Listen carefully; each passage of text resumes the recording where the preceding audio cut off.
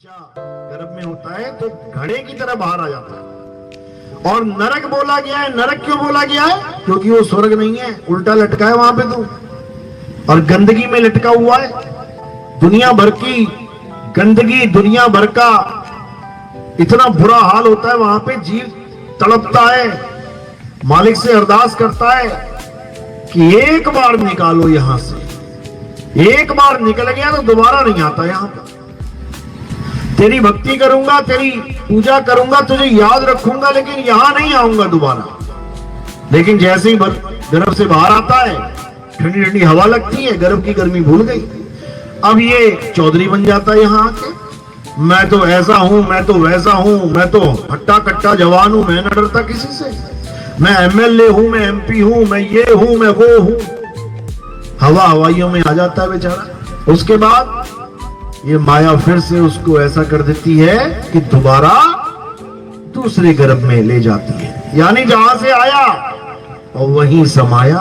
कहें कबीर क्या कमाया? अरे जहां से आया वहीं समाया। जहां से तौबा तौबा करता निकला था, फिर वहीं जाके बैठ गया। क्या कमाया इस जीवन में आके? कुछ नहीं कमाया। तो क्या कमाना है?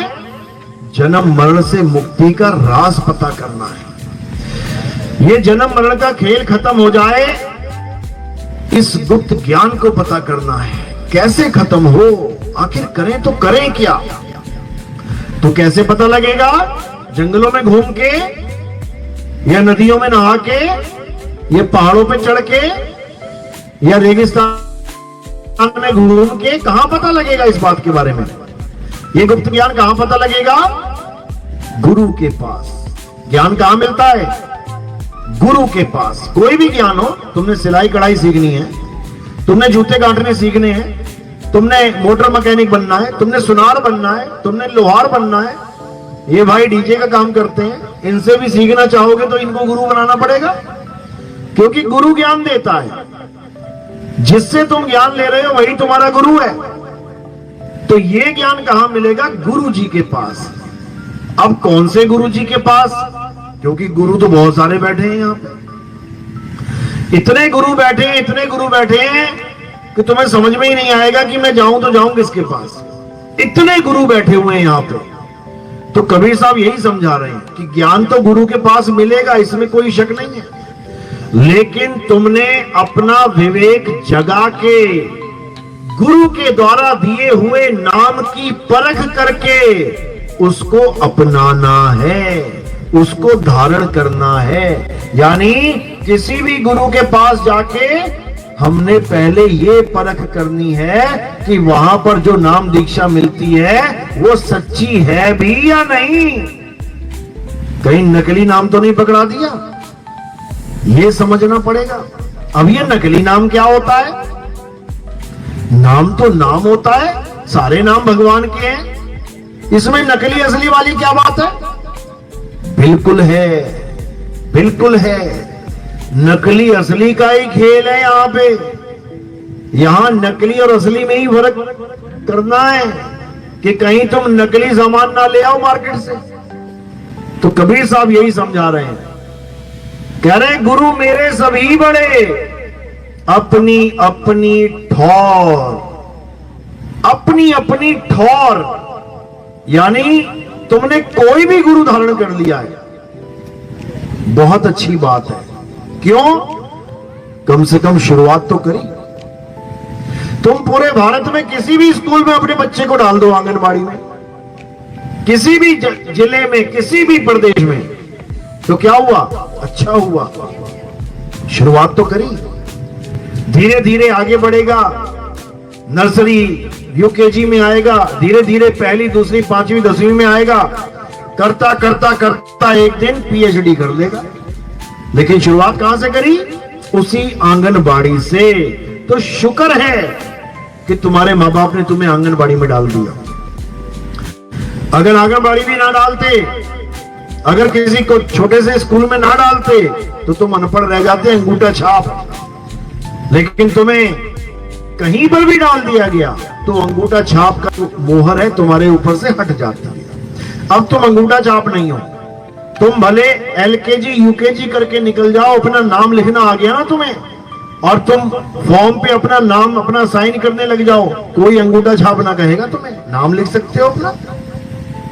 यानी छोटे से छोटा गुरु बनाना भी हमारे लिए बहुत बड़ी बात है। देखो अंगूठा छाप का निशान हटा दिया ना उसने, वरना सारी उम्र तुम्हें अंगूठा छाप कहता कोई ना कोई, लेकिन एक नर्सरी के टीचर ने तुम्हारे माथे से ये टैग हटा दिया कि ये अंगूठा छाप है, ये नाम लिख सकता है अपना। इसी प्रकार एक छोटे से छोटा यानी ज्ञान के लेवल में छोटे से छोटा गुरु भी तुम्हारे ऊपर से निगुरे का टैग हटा देता है। यानी तुम कहीं पर भी खड़े होके कह सकते हो कि मैं निगुरा नहीं हूं, मैं गुरुमुख हूं, मैं गुरु वाला हूं। छोटे से छोटा ज्ञान रखने वाला गुरु भी तुम्हारे ऊपर से ये टैग हटा देगा। लेकिन क्या उससे मुक्ति मिल जाएगी? नर्सरी वाले ने तुम्हें अंगूठा छाप नहीं रहने दिया तो क्या वो डॉक्टर बना देगा, वो इंजीनियर बना देगा, वो तुम्हें साइंटिस्ट बनवा देगा? क्या नहीं बना सकता। फिर क्या करें? अब आगे बढ़ो, अब आगे बढ़ना है। अपनी अपनी ठौर यानी जिस जिस लेवल पे जो गुरु तुम्हें मिल रहा है उसको धारण करते जाओ, करते जाओ, और करते करते करते करते सबसे ऊपर के लेवल के गुरु की शरण में चले जाओ, कल्याण हो जाएगा। यही समझा रहे हैं। गुरु मेरे सभी बड़े, अपनी अपनी ठौर, शब्द विवेकी पारखी, सो माथे का मोर।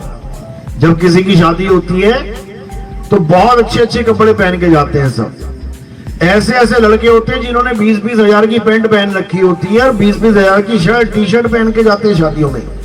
अभी दूल्हा 5 हजार की पैंट पहन के गया होगा, 10 हजार का कोट होगा ज्यादा से ज्यादा, और उसके दोस्त लोग 30-30, 40-40 हजार की पैंट, 20-20 हजार के जूते पहन के गए हैं। तो क्या लड़की उनके गले में माला डाल देगी क्या? है? सच में नहीं डालेगी। क्यों? क्योंकि उन लड़कों के सिर के ऊपर सेहरा नहीं है। वो कहां डालेगी माला? जिसके सेहरा होगा सिर पे उसके गले में माला जाएगी। तो इसीलिए कबीर साहब समझा रहे हैं, गुरु मेरे सभी बड़े, अपनी अपनी ठौर, शब्द विवेकी पारखी, सो माथे का मोर। कहते हैं जो शब्द विवेकी पारखी गुरु है वही तुम्हारे सिर पे बैठने के काबिल है। बाकी जितने गुरु हैं दुआ सलाम करते रहना, बस। इससे ज्यादा आगे बढ़ने की जरूरत नहीं है कि तुम उसको सतगुरु सतगुरु करते फिरो। बिल्कुल नहीं, सतगुरु एक है, और वो क्या है? जो सबसे ऊपर के लेवल का ज्ञान दे दे उसी को सतगुरु कहते हैं। समझ लो।